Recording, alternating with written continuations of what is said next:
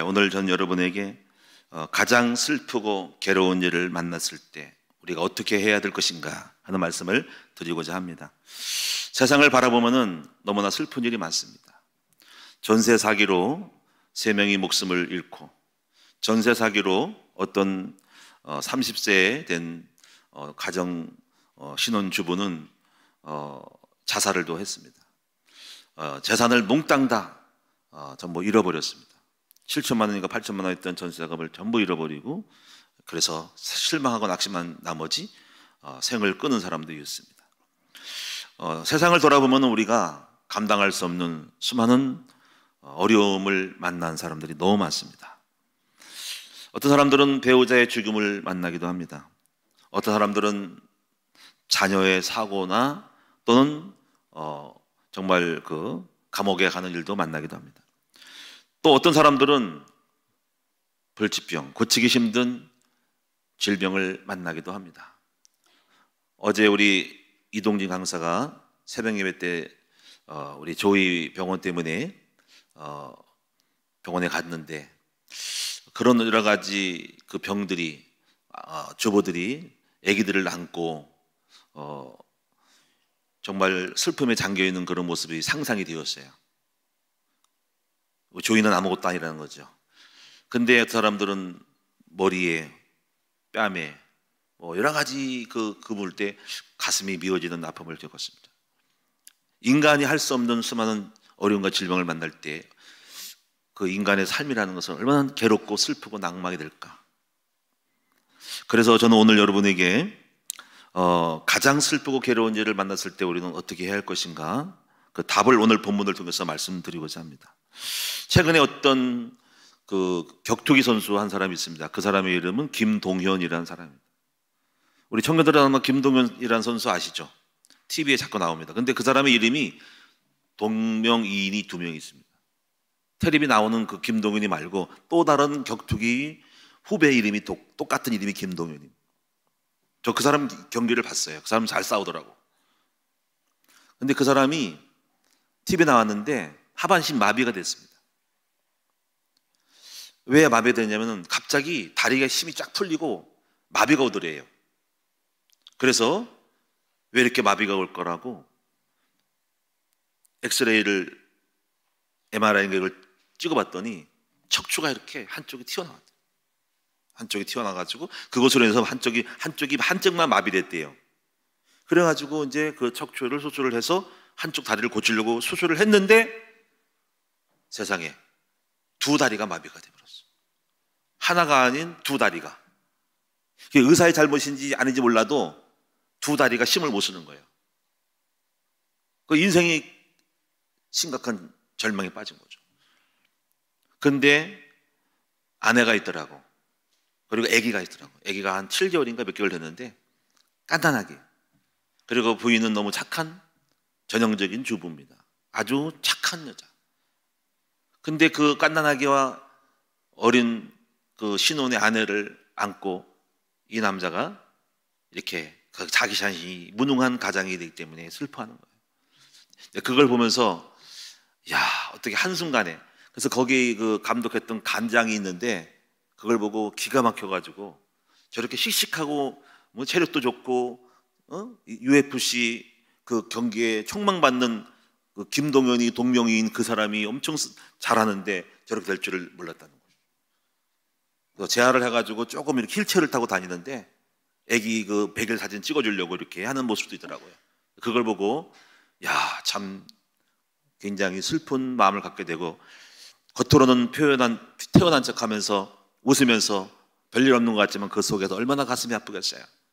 가족을 책임져야 되고 아내를, 사랑 아내와 자녀를 두고 책임지는 그 가장으로서 이런 것들을 느끼면서 세상에 참으로 불행한 일이 많구나라는 것을 느꼈습니다.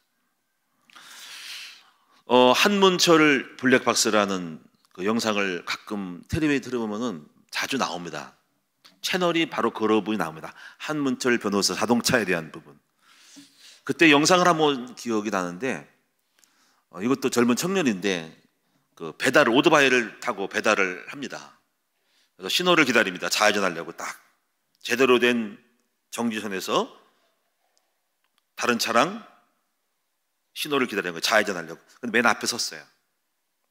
그런데 저 건너편에서 이렇게 기역자 꺾어서 이쪽으로 오는 차가 돌아가면서 좌회전을 하는데, 서 있는 차를 넘어서 가야 되는데 안쪽으로 넘어 들어와가지고 서 있는, 정확하게 정지선에 서 있는 그 사람을 트럭이, 일반 트럭이 박아버렸어요. 오토바이가 박살나고 이 사람은 두 다리가 잘라졌어요. 다리가 잘라져 버렸어요. 그래가지고 정말 이 지팡이 짚고 두 다리가 없는 채로 살아가는 걸 보고, 젊은 사람이더라고. 알바를 하려고 했는데 그렇게 되더라고. 그래서 굉장히 그런 슬픈 일도 많습니다. 이 한문철 이 변호사는 자기는 자동차를 안 타려고 그러는데요, 자동차가 너무 무섭대요. 그게 콤프레스 걸려가지고. 그리고 사고를 너무 많이, 몇천 건이 올라온답니다. 한 달에 2천 건이 3천 건이 막 올라온답니다. 그래서 자기는 신호등 기다릴 때도 그게 너무 충격을 많이 받아가지고 사고 난 거를 전부 자기가 들어온대. 그래서 신호 대기할 때도 이렇게 기둥 사이에 숨어 있대요. 숨어서 하고 먼저 안 나간대요.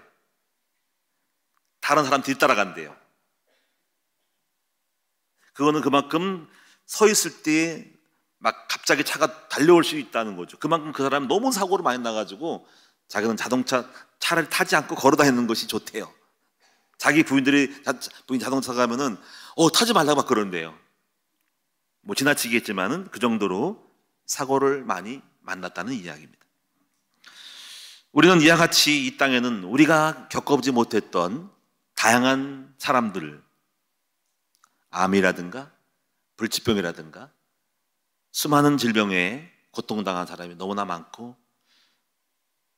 바로 그러한 모습 속에서 얼마나 힘들까라는 생각을 해봅니다. 저는 그래서 오늘 가장 슬프고 괴로운 일을 만났을 때 오늘 본문을 통해서 그런 마음을 갖고 있으면서 찾다가 오늘 본문의 말씀이 생각나서 전달해 드리는 것입니다.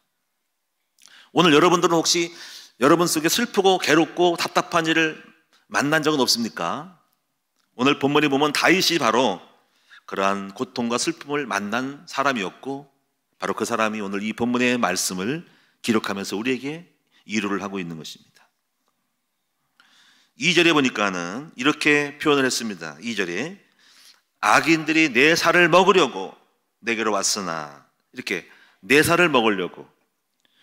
여러분, 내 살을 먹으려고 왔다는 말은 자신을 잡아먹으려고 왔다, 무엇인가 어떤 문제가 왔는데 자기를 잡아먹으려고, 우리가 나 잡아먹어라, 나 잡아먹어라, 그 정도로 내 살을 먹으려고 왔다는 표현을 쓰고 있는 것입니다.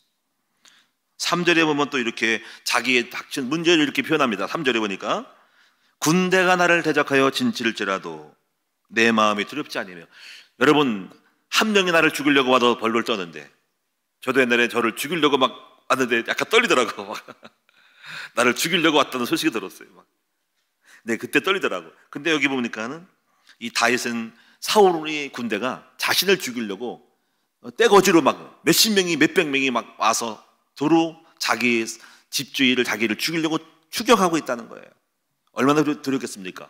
최고의 권력자인 왕이 군대를 풀어서 자신을 죽이려고 할 때 이거는 꼼짝없이 죽을 지경이 되는 것이죠. 최근에 얼마 전에, 오래됐지만은 김정은의 그 이복 동생인 김정남이라는 분이, 여러분, 말레이시아에서 독살당했죠. 정적이기 때문에 자기의 건자를 빼앗길 수 있다는 그런 우려 때문에 가족들을 전부 죽이잖아요. 그래서 이복 형제인 김정남을 말레이시아에 있을 때 죽입니다. 얼마나 무서운지, 지나가다가 주사방을 툭 찌르고 가면 끝나는 거래요. 옆에 스쳐가 지나간 사람이 독국물을 갖다가 이따가 푹 찌르고 간대요. 그러면 주입되는 거죠. 찔리면서 눌러버리면 주사방에 들어가면 죽는다는 거예요. 도살당했습니다. 그래서 그의 아들인 김한솔이가 지금 아마 청년 됐을 건데, 지금 미국 FBI에 아마 보이지 않는 곳에서, 안가에서 보호를 받고 있다. 이렇게 여러분이, 권력자가 마음 먹으면 다 죽일 수 있다는 사실이죠.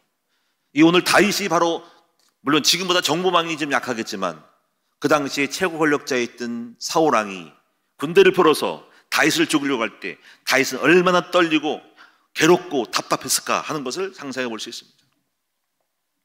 바로 이때 이 다윗이 이 시편의 고백을 통해서 본인은 이 위기를 넘기고 승리했던 사실을 볼 수가 있다.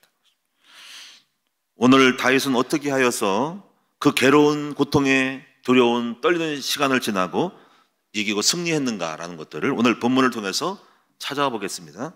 네 가지를 볼 수가 있습니다. 첫째는 다윗은 여호와만 바라보았다라는 것입니다. 여러분 1절에 보시면은 여호와는 나의 빛이요 나의 구원이시니 내가 누구를 두려워하리요. 여호와는 내 생명의 능력이시니 내가 누구를 무서워하리요라고 고백을 하고 있습니다. 다윗은 이렇게 생각했죠. 자신의 이 고통과 두려움의 공포를 이길 수 있는, 해결할 수 있는 이는 오직 여호와 하나님밖에 없다. 그래서 여호와만이 나의 빛이라 라고 말씀하시는 것입니다. 그렇습니다. 하나님만이 우리의 문제를 해결할 수 있습니다. 하나님만이 내 자녀의 문제를 해결할 수 있고, 하나님만이 내 질병을 해결할 수 있고, 하나님만이 내 고질병을 해결할 수 있고, 도무지 의사도 물론 훌륭하지만 의사도 다만 의학을 조금 의존하는 것뿐이지 해결할 수는 없습니다. 얼마 전에 오늘인가 어저께 이 서세현 씨가, 여러분 코미디언 서세현 씨, 그리고 나중에 목사가 됐던 이 서세현 씨가 캄보디아에서 당뇨로 인하여 링게를 꽂고 있다가 쇼크사로 사망했다, 이렇게 소식 들으셨죠? 서세현 씨가. 이 얘기 듣기로는 캄보디아 같은 경우는 의학이 발달하지 않아서 가끔 그런 일이 많이 있답니다. 의학이 발달할 때 간호사들, 의사의 실력이 좋지 않아서 링게를 꽂을 때 사망하는 일이 종종 있답니다. 그렇게 이분은 원치 않은 죽음을 맞이하게 된 것입니다. 그렇기 때문에 우리는 아무리 과학이 발달하고 의학이 발달하고 의사가 훌륭하더라도 100% 믿을 수는 없습니다. 물론 최선을 다하겠지만 우리는 하나님만이 우리의 모든 질병을 해결할 수 있는 분이시라는 것입니다. 나의 문제를 해결할 자, 내 자녀를 해결할 자, 내 질병을 해결할 자는 오직 여호와 하나님밖에 없다. 그래서 이 다윗은 여호와만이 나의 빛이요 나의 구원의 능력이라고 고백하는 것입니다. 다윗은 주님만을 의지했더니 결국은 하나님이 다윗의 모든 고통과 그 환난과 어려움의 시기를 다 통과시켜 줬다는 것을 알 수가 있습니다. 저는 20살 때 예수를 믿었습니다. 여러 가지 우여곡절이 있었지만은 40년이 지난 이후에 결국 하나님만 그 안에 바라봤거든요. 다른 거를 바라보지 않았습니다. 20살 때 예수 믿고 오직 자충우돌을 하면서, 잘 알지도 못하면서 무조건 사모하면서 나가는데 지나온 세월의 결국을 보니까 하나님만 바라봤는데 그 하나님은 나를 구원하셨고 나를 능하게 하셨고 나를 축복하신다는 사셨다는 사실을 여러분에게 고백을 하고 주님께 감사를 드립니다. 지난 날을 볼 때 결국은 주님은 나를 살려주셨습니다. 주님만 바라봤더니 주님은 나를 결코 죽도록 내버리지 않고 하나님 나를 실망시키지 않으시고 구원하셨다는 사실을 알 수가 있습니다. 여러분, 초대교회 성도들은 열흘 동안 예수님 부활 이후에 집중적으로 주님만 바라봤더니 무능하고 못 배운 그 사람들에게 성령을 부어주셔서 강한 자, 능한 자, 뛰어난 담대한 자가 되어서 유대 사회를 이기고 3,000명이 베드로가 회개시키고 초대교회가 새롭게 부흥하고 승승장구한 것을 볼 수가 있습니다. 오늘 여러분, 우리 주님만 바라보면 하나님은 여러분을 부활시켜 주시는 것입니다.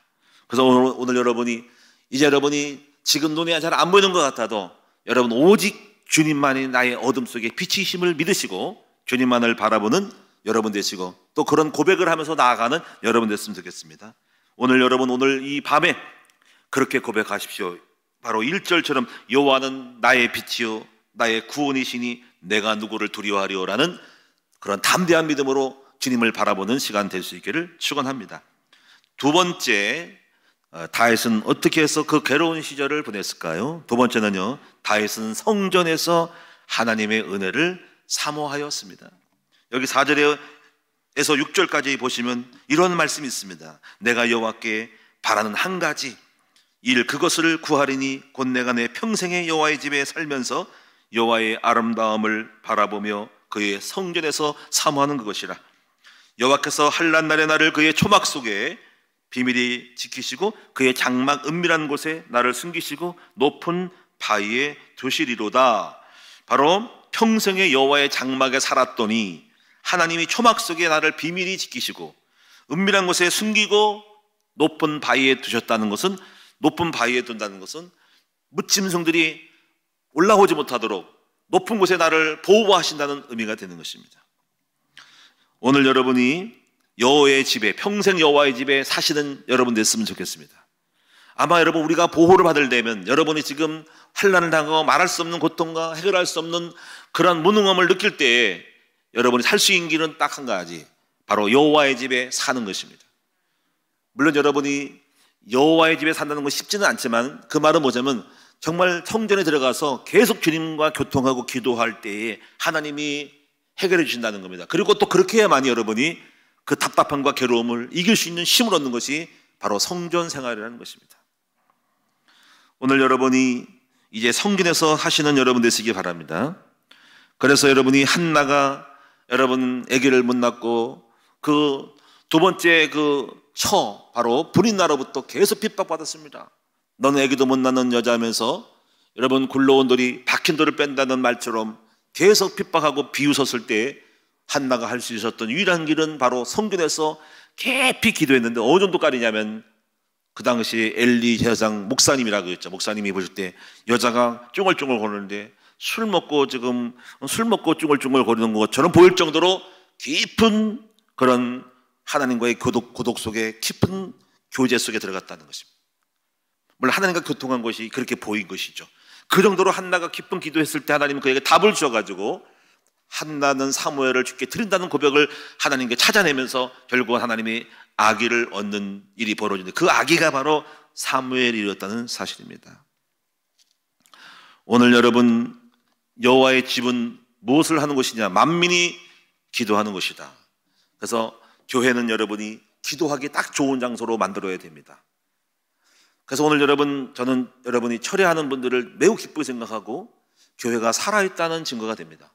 물론 여러분이 아무나 철회하면 안 되겠지만은, 또 여러분이 일단은 철회한다는 것 자체가 굉장히 중요한 것이고, 또 어떤 좀 하다면은 개인 기도글 같은 것도 있으면 좋겠다는 생각도 해보지만은, 모르겠어요. 여러분이 또 원하면은 여러분이 할 수도 있습니다만은 장소는 별로 없죠. 근데 어떤 교회 같은 경우는 옥상에다가 이렇게 개인 어떤 작은 기도 컨테이너 같은 거, 이만 박스형 그런 거 갖다가 몇 개 갖다 놓는 것도 있습니다.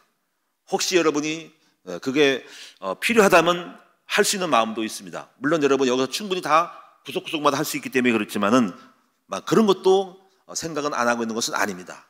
여러분이 혹시 홀로 개인 굴은 못 들어가더라도 옥탑에 올라가가지고, 물론 애들이 들어가면 위험할 수 있지만은 기도하는 사람이라면 거기에 나름대로 키를 줘가지고 여러분이 거기서 기도 굴처럼 몇 개 갖다가 이렇게 박스를 갖다 놓고 홀로 들어가서 깊은 기도 속에 들어가는 것도 괜찮다, 이렇게 생각을 해봅니다. 그 말은 뭐냐면은 교회는 만민이 기도하는 집이라는 것입니다. 여러분, 그래서 이 교회가 기도로 풍성하고 깊은 기도 속에 들어갈 수 있는 환경과 분위기를 만들어주는 것이 우리가 해야 할 일이라는 사실입니다. 할렐루야. 오늘 그러므로 여러분이 교회에서 기도하는 사람들을 정말 감사하고 기뻐하고, 여러분 때문에 우리 큰나무교회가 살고 여러분 중보기도 때문에 다 사는 줄로 분명히 믿습니다. 세 번째 부분은 오늘 어떻게 해서 다윗은 이 괴롭고 힘든 세월을 이기고 승리했을까요? 7절에 보니까 이렇게 했습니다. 7절, 여호와여 내가 소리내어 부르짖을 때에 들으시고 또한 나를 긍휼히 여기사 응답하소서. 너희는 내 얼굴을 찾으라 하실 때 내가 마음으로 주께 말하되 여호와여 내가 주의 얼굴을 찾으리라 하였나이다. 세 번째 다윗은 무엇을 했냐면 바로 여호와께 소리내어 부르짖었다는 사실입니다. 소리내었다. 어떤 사람들은 소리내면은 그래요. 목사님이 하나님이 기가 모르셨냐면 소리내는데 모르고 하는 소리입니다. 그건 잘못된 얘기입니다. 하나님은 기가 먹지 않았죠. 다 알면서도 그러나 우리 인간의 마음 썩을 때는 간절한 마음을 가질 때 그냥 중얼중얼 하는 것보다 소리내는 것이 훨씬 낫다는 거예요. 성경은 그렇게 말하고 있거든요. 7절에 보니까 여호와여 내가 소리내어 부르실 때에 들으시고 또한 나를 긍휼히 여기소서 응답하소서. 다윗도 소리낼 줄을 알았다. 오늘 여러분이 오늘 밤에 여러분 소리를 크게 내어서 기도하시는 여러분 되시기 바랍니다. 소리내어서 울며 부르실 때에 나를 긍휼히 여기시고 응답하시는 것입니다. 여기도 보니까 소리내어 부르짖을 때 들으시고 또한 나를 긍휼히 여기사, 얼마나 답답하면 소리 내릴까 하고 그걸 보시고 긍휼히 여기신다는 거예요. 오늘 여러분 소리를 낼 때 하나님이 불쌍히 여기시죠. 소리 안 내면 문제가 없는 거 하는데 소리 내서 쥐야 하고 아버지면 제가 왜 그래 하고 불쌍히 여기신다는 거. 오죽하면 답답하면 소리를 낼까 하는 것이. 창세기 21장 14절에 17절에 보니까 하갈이 바로 사라로부터 쫓겨났어요. 아들을 데리고 너 나가라고. 이 여자가 왜 들어와가지고 우리 괴롭히냐고 쫓겨났습니다. 그때 여러분 21장 14절에 17절에 보니까는 하갈이 광에서 쫓겨나가지고 대성통곡을 했다 그래서 막 울면서 두 다리 뻗으면서 아버지요 하면서 물었대요. 했더니 하나님이 그것을 들으시고 긍휼히 여기시고, 성경은 긍휼히 여기시고 응답을 줬답니다. 물론 그것이 여러분 서자지요. 본처로부터 난 이 아기가 아니라 어디서 애굽의 종이로 온 거기 때문에 언약의 백성은 아니지만 하나님은 그럼에도 불구하고 통곡을 하고 부르짖고 우니까는 하나님 응답하신 것입니다. 이만큼 하나님은 부르짖고 통곡하는 사람에게 감동을 먹으시고 하나님의 관심을 가지신다는 사실입니다. 그래가지고 하나님이 너도 한 몫을 차지하라고 하면서 하갈과 여러분 그 이스마엘에게 땅을 하나 주면서 거기에 거주하도록 배려를 하십니다. 물론 그들이 나중에 성장해가지고 오늘날 기독교를 대적하는 해교, 이슬람이 되었지만은 어쨌거나 그것을 보면은 야, 하나님은 울고 통곡한 사람을 예면하지 않는다는 사실을 아셔야 한다. 이사야 38장 2절에 보니까 히스기야 왕이 여러분 이제는 몸에 종양이 생겼다. 종양은 요즘 말로 하면은 암이에요. 암. 요즘도 마찬가지로 현대의학이 발달해도 암 걸리면 가슴이 덜컹하잖아요. 그렇죠? 암 걸리면 정말 여러분 일반 암은 웬만하면 고치죠. 뭐 이암, 대장암은 고쳐지지만은 그것도 깊어지면 좀 힘들고 뭐 췌장암이라든가 이런 불치적인 암이 걸리면 이상한 데 걸리면 큰 문제 생기잖아요. 그래서 제일 사망의 원인이 바로 암이라는. 근데 이 히스기 왕이 그 당시에 종양이 있다. 종양은 암이라는. 그래서 이제 죽으니까 이제는 내 살림을 정리하라. 이렇게 선지자의 이사를 통해서 딱 이렇게 예언이 온 겁니다. 이때 히스기야가 그냥 죽어요 하고 그래 끝나고 낙심한 것이 아니라 하나님 앞에 간절히 기도하기로 결심하죠. 그래서 성경을 보니까는 이 히스기야 왕이 벽을 향해서 작정하고 기도하면서 막 울고 통곡을 했대요. 하나님 내 생명을 연장시켜달라고 살려달라고 간절히 부르짖고 기도했더니 하나님이 그 기도를 들으셔서 바로 하나님이 축복하시는데 이제 네가 무화과나무를 가져다가 종초에다가 딱 갖다 붙여라. 그러면 나을 것이고 네 눈물과 기도를 들었기 때문에 내가 너에게 생명 15년을 연장시켜준다라고 선포하신 것입니다. 사랑하는 여러분, 오늘도 하나님은 우리가 부르짖고 기도하고 눈물 흘리며 통곡하고 기도할 때 하나님 우리의 기도를 들으시고 우리를 불쌍히 여기셔서 우리에게 은혜를 베풀어 주시는 하나님이시다. 마태복음 14장 30절에 보니까 베드로가 호기가 생겨서 예수님 바다 위로 걸어오니까 주여 예수거든 저를 걸어오게 해달라 했더니 오라 했더니 베드로가 그냥 힘이 내게 걸어갔단 말이에요. 근데 파도가 딱 부니까는 그 바람을 보고 파도를 보고 빠져 들어가니까는 뭐라 그러냐면 주여 빠져 죽겠사오니 살려주옵소서 했단 말이에요.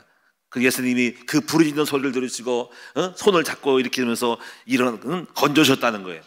하나님은 우리 예수님은 우리가 부르짖고 간구할 때 주여 저를 살려달라고 부르짖고 간구할 때 하나님은 우리의 손을 잡으시고 건져주시는 하나님이심을 믿으시기를 바랍니다. 마태복음 15장 22절 보니까는 가나안 여자가 있었습니다. 가나안 여자는 바로 이스라엘 민족이 아니라 이방 여자, 가나안 여자. 그 여자가 부르짖고 기도하죠.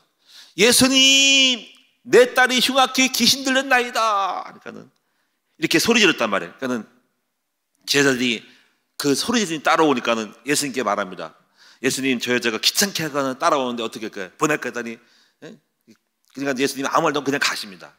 그런데 또 계속적으로 그 한 번만 한 게 아니라 또 따라와서 예수야 내 딸이 귀신 들렸나이다 하고 부르짖고 소리 지니까는 그때 예수님 하신 말씀이 나는 이스라엘 집 외에는 이스라엘 집에는 이거를 준 적이 없다 하면서 이렇게 해서 이스라엘 집에 이렇게 준 적이 없다 해서 이렇게 비난을 하잖아요. 그랬더니 그 여인이 나도 개도 주인의 상에 떨어지는 부스러기를 먹는다 하면서 이렇게 그 응답을 주신단 말이에요.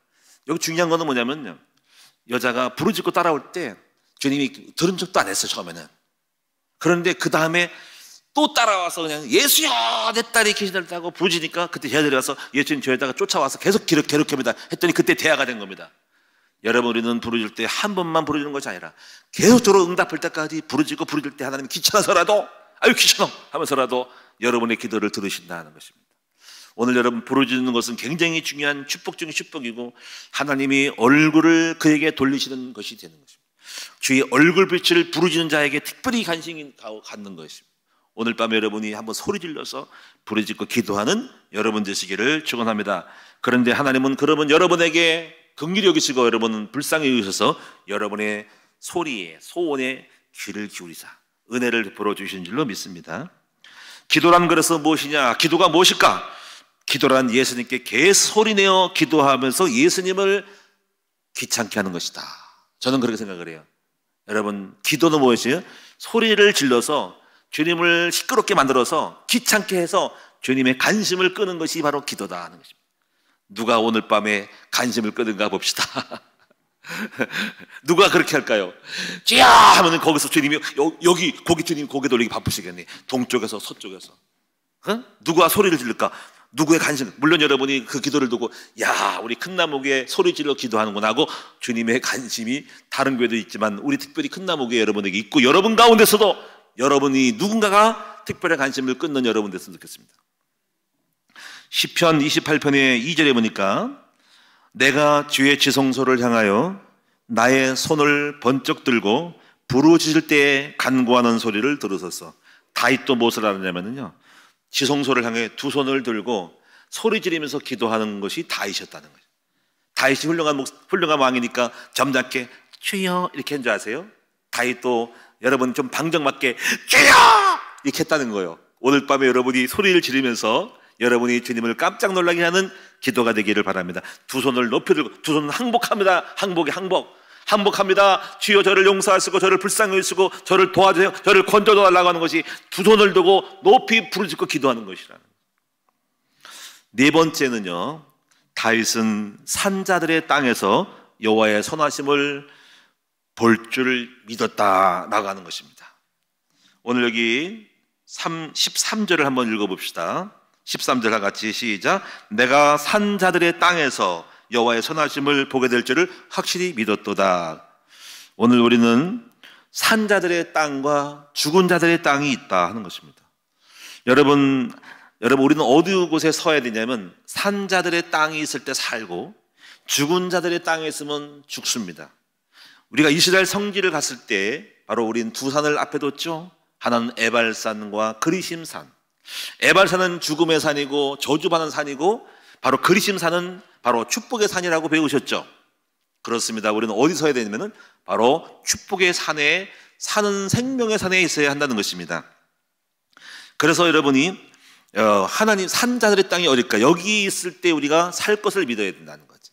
그래서 하나님 백성들은 살아난 사람들은요, 살아있는 산자들의 땅에 거하고 죽는 자들은 그걸 몰라요. 죽는 자들의 땅에 거합니다. 우리 어느 곳에 거해야 될까? 바로 산자들의 땅이 어딜까요? 바로 그것은 바로 복음으로 살아난 사람들이 있는 곳에 바로 산자들의 땅입니다. 바로 우리 큰나무 교회가 바로 산자들의 땅입니다. 왜냐하면 내가 살았기 때문에, 또 우리 사모가 살았기 때문에, 우리 전도사님이 살았기 때문에 바로 여러분 산 사람이 많은 곳에 있으면 삽니다. 그런데 만약에 내가 망하고 죽은 자들이 있는 곳에 죽으면 다 죽어버려요. 사망의 음침한 골짜기를 간단 말이에요. 그래서 우리가 여러분 어느 곳에 있냐면 산자들의 땅에서 내가 살 것을 믿는다. 그래서 우리가 살아있는 땅으로 들어가야 한다. 이것이 중요해요. 그래서 여러분이 이제 이렇게 우리는 산자들의 땅이 되도록 만들어야 된다. 우리 큰나무 교회가 산자들의 땅이 되게 만들어야 돼. 우리 교구가 산자들의 땅이 되게 만들어야 돼. 목장이 산자들의 땅이 되게 만들려면 그곳에 들어오면 산다. 할렐루야. 전지학 시간이 산자들의 땅이 될 때 그것에 전지학에 들어오면 산다. 이미 그런 증거가 있다는 거죠. 우리 주일학교가 중등부, 고등부, 청년부, 젊은이들이 교회가 뭐가 되니까 산자들의 땅이 되게 만들려면 거기에 들어오면 살고 그게 안 되면 죽는 거예요. 그러니까 먼저 우리가 살아야 됩니다. 살아있는 사람하고 만나야 된다. 오늘 그 축복이 있기를 바랍니다. 그래서 우리가요, 이 산자들의 땅을 자꾸 만들어둔 것이 바로 이 교회가 가장 교회가 기본이고 가정이 산자들의 땅에 돼야 돼. 저희 큰나무교회, 저희 가정도 마찬가지지만은 저희 가정이 가정 예배를 드리는데 그 가정 예배가 산자들의 땅이 될 때 그곳에 오는 사람 자녀들은 다 삽니다. 그렇게 만들어내야 한다. 오늘 말씀 공부하는 장소가 산 자들의 땅이 돼야 돼. 산 사람이 가서 말씀 공부하면 살고 죽은 자들이 말씀 공부하면 죽습니다. 그래서 누가 가냐가 중요한 거예요. 살아있는 사람, 살아본 사람, 생명 있는 사람이 갈 때, 복음을 안 사람이 갈 때 살고 복음이 없는 사람이 가면 죽습니다. 그래서 여러분 이 성경을 보면 죽은 자들의 땅으로 가는 사람은 다 죽어요. 그래서 여러분 나오미 가족이 베들레헴을 떠나서 잠깐 기근이 있었지만 거길 떠나면 안 되는데 모압도로 가가지고 다 죽어버렸어요. 그런데 그거 나중에 죽고 나서 깨달았고 나서 바로 하나님이 살려줬다는 말을 듣고 베들레헴으로 귀환을 하잖아요. 그때 베들레헴에 돌아왔을 때 다 살아납니다. 우리가 어느 곳에 가 있냐가 중요하다. 예? 죽은 자들의 땅에 갔던 롯은 거기서 쫄딱 망해가지고 재산 뺏기고 강도 만나가지고 개털되고 그의 딸들도 망했어요. 어느 곳에 있냐가 중요한 거예요. 근데 아브라함은 마모리 상수숲에 바로 하나님 앞에 기도하는 산자들의 땅에 거했기 때문에 그는 부자가 되고 축복을 받게 된 것입니다. 이게 굉장히 중요하기 때문에 이 분별하는 것이 굉장히 중요해요. 오늘 여러분은 이 다윗은 그래서 내가 산자들의 땅에 거함으로 은혜를 볼 것을 믿었다고 그는 장소 어느 곳에 있어야 되는지를 알았다는 것입니다. 저는 우리 큰나무교회가 산자들의 땅이 될 수 있기를 바랍니다. 우리를 만나는 그 장소가 산자들의 땅이 되어야 된다. 복음이 있는 사람, 살아있는 생명력을 체험한 사람은 만나고 접촉만 하고 듣기만 하고 만나도 한다. 그래서 여러분요 엘리사가 죽었잖아요. 죽어서도 그 해골에 가서 시체를 단데 뼈를 단데 사람이 살아났어. 이게 중요한 거예요. 살아있는 사람은 죽어도 살려. 그게 엘리사야. 엘리사가 얼마나 능력이 많아가지고 죽었다 뼈가 묻혔단 말이야. 근데 그 뼈가 묻힌 곳에 시체가 닿았는데 시체가 살아났다는 얘기야. 바로 우리는 이렇게 산자들의 땅을 만들어 놓은 것이 바로 하나님의 나라가 되는 것이 바로 그것이 교회라 이거지. 우리 큰나무교는 죽은 날 살았나요? 살아있죠. 그래서 우리 교회 오면 다 살게 될 것입니다. 왜냐하면 여러분이 믿에 내가 큰나무교회를 들어감으로 은혜 볼 곳을 믿었도다. 나는 우리 암흑의 교구에 들어감으로 은혜 볼 곳을 믿었도다. 살 것을 믿었도다 라는 고백이 나오게 만들어야 된다. 오늘 이렇게 고백합시다. 나를 만나면 산다. 아멘. 따라합시다. 우리 교회 오면은 산다. 우리 목장에 오면 산다. 이렇게 만들어야 됩니다. 실제로 그렇습니다.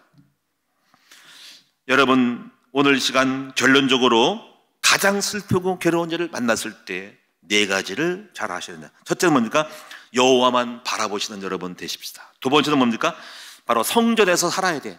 하나님의 은혜로 평생도록 여호와의 집에 살면서 은밀한 곳에 그리고 주님의 감춰진 비밀 속에 들어갔을 때 하나님이 그 평생 여호와의 집에 있는 자체가 하나님이 우리를 보호하시고 높은 바위에 두셔서 지켜주신다는 거예요. 세 번째는 바로 소리내어 부르짖었을 때 하나님이 바로 문제를 해결해 주셨어요. 네 번째는 바로 우리가 산자들 땅에 계속 거할 때 살아납니다. 죽은 자들 속에 들어가면 문제가 더 커져요. 근데 많은 사람들이 문제가 있는데 그쪽에 안 들어가고 자꾸 죽은 자들 쪽에 들어가니까 죽잖아요. 여러분 우리는 문제가 많을수록 더 영적으로 산 사람과 붙어있으면 오늘날 삽니다. 자, 결론적으로 말씀 마치겠습니다. 결론적으로 그래서 14절에 보면은 그래서 이렇게 오늘 이 본문의 결론을 내립니다. 자, 14절 다 같이 읽겠습니다. 시작. 너는 여호와를 기다릴지어다. 강하고 담대하며 여호와를 기다릴지어다. 바로 이렇게 여러분이 이 네 가지를 하면서 기다리라는 거예요. 주님만을 빛으로 나는 나의 빛임으로 바라보고 그리고 성전에서 살면서 주께 부르짖고 기도하면서 그리고 산자들의 땅에 계속 거하면서 생명이 흘러가는 곳에 거할 때 생명이 있는 곳에 거하면 살아요. 죽은 나무 뿌리라도 생명이 있는 곳에 심으면 결국 싹이 나고 산단 말이에요. 여러분이 마른 땅과 마른 뼈다귀들도 생명 속에 들어가면 그 생명이 살아나니까 그래서 하나님 그것을 만든 것이 교회란 말이에요. 복음을 먼저 만든 거예요. 근데 이 땅에는 없었기 때문에 예수가 먼저 오셔서 산자들의 땅이 먼저 되신 거예요. 그리스도와 붙어 있는 사람 다 삽니다. 그래서 우리가 기다린다는 것은 이와 같은 것을 하고 나면 오늘날 반드시 여러분의 슬펐던 일, 괴로웠던 것, 너무 놀라운 것들이 다 해결되어지는 역사를 보게 된다는 거예요. 그러므로 너희는 기다리고 여호와를 기다리고 기다릴지라 하면서 낙심하지 말고 강하고 담대하며 여호와를 기다리라고 했던 거예요. 다시 한번 여러분 14절 한번 따라합시다. 너는 여호와를 기다릴지어다.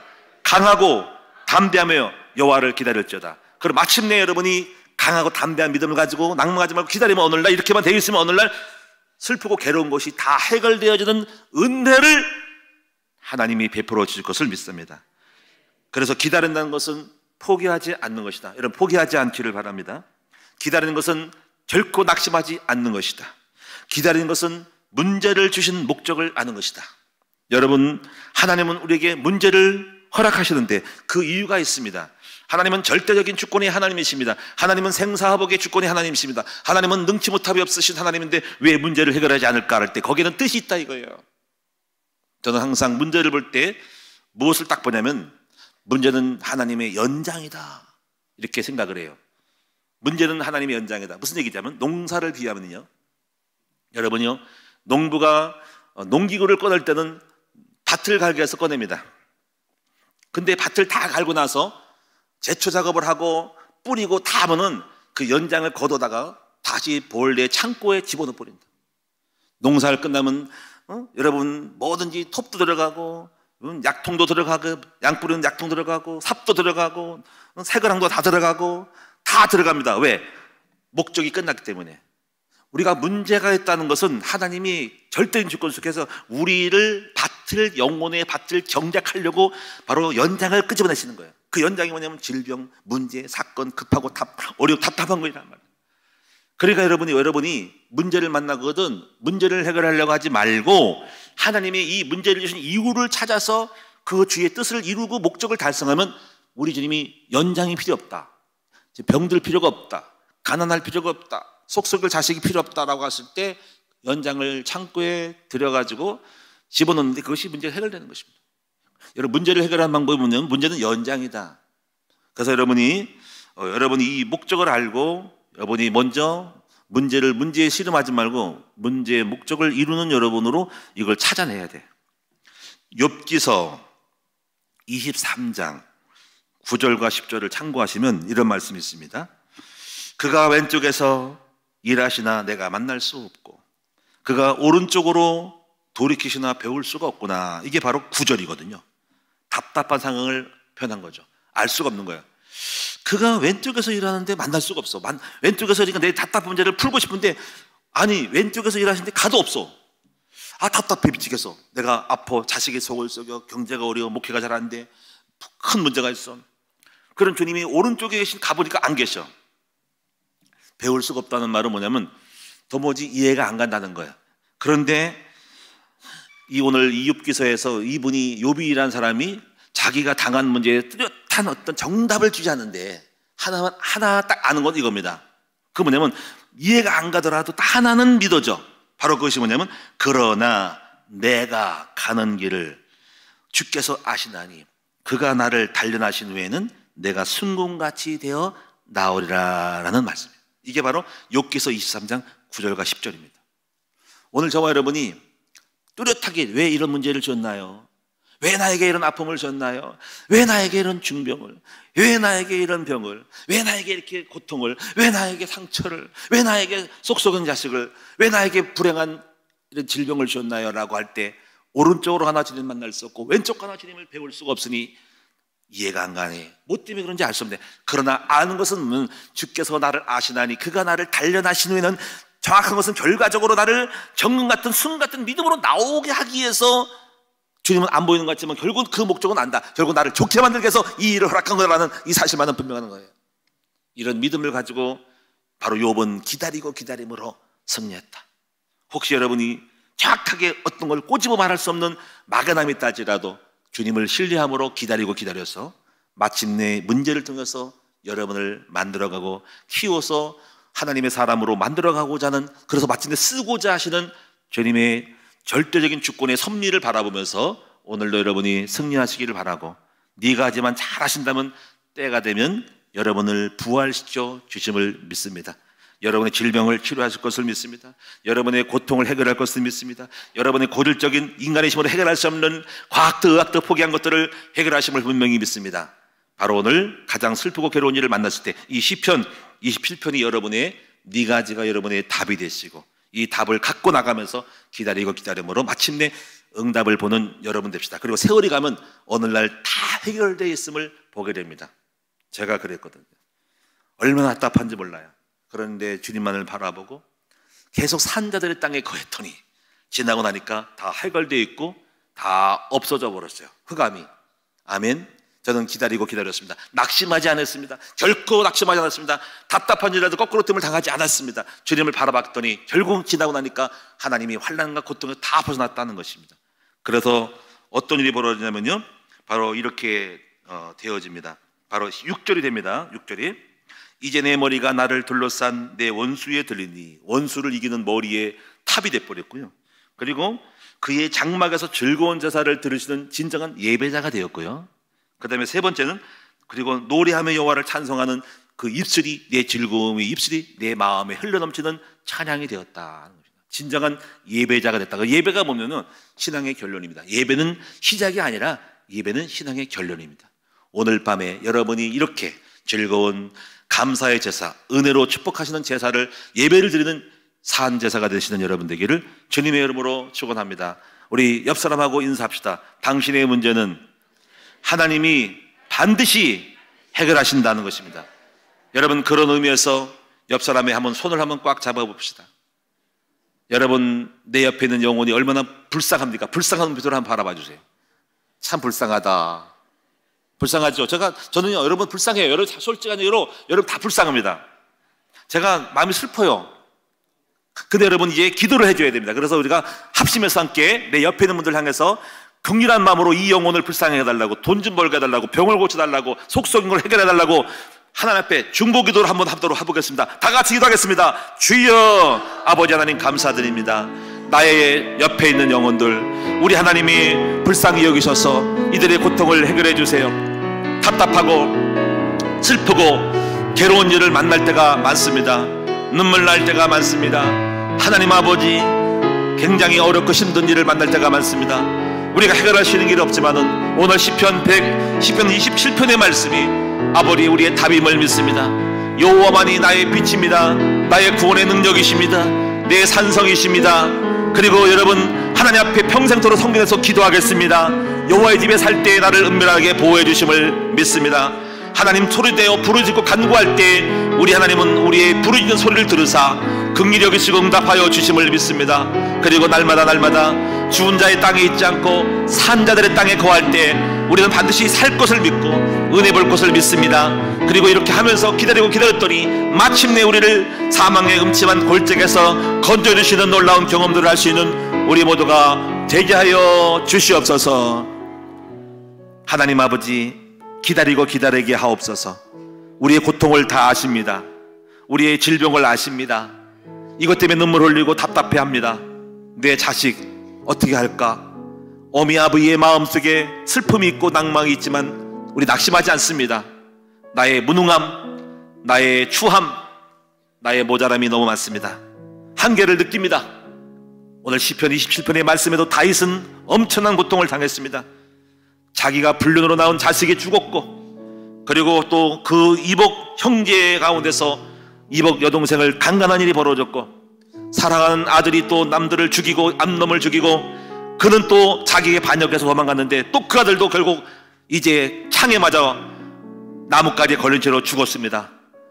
너무나 막연한 슬프고 괴롭고 답답한 일을 만났을 때 다윗은 오직 20편 27편의 말씀을 붙들고 그 어려운 고통과 절망 가운데, 낭만 가운데 우울증 걸릴만도 한데 자살할 법도 한데 그러지 아니하고 이겼습니다.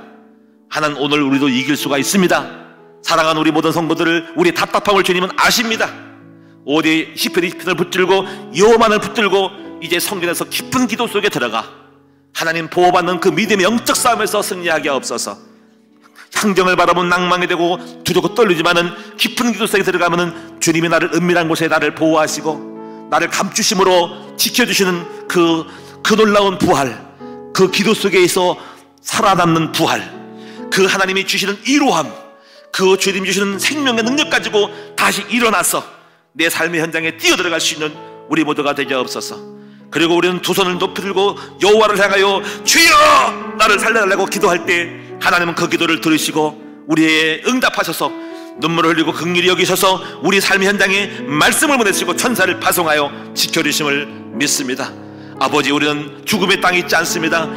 우리는 산자들의 땅에 거함으로 날마다 살아있는 땅에 거합니다. 오늘도 그래서 교회에 나왔습니다. 오늘도 말씀대로 나왔습니다. 오늘도 영적인 삶 속에 만나러 왔습니다. 그럴 때 하나님은 때가 되면 은혜를 베풀어 주셔서 우리가 은혜를 볼 줄을 분명히 믿습니다. 여호와를 기다리고 기다린 자들에게 반드시 마침내 여호와의 구원을 볼 줄로 믿습니다.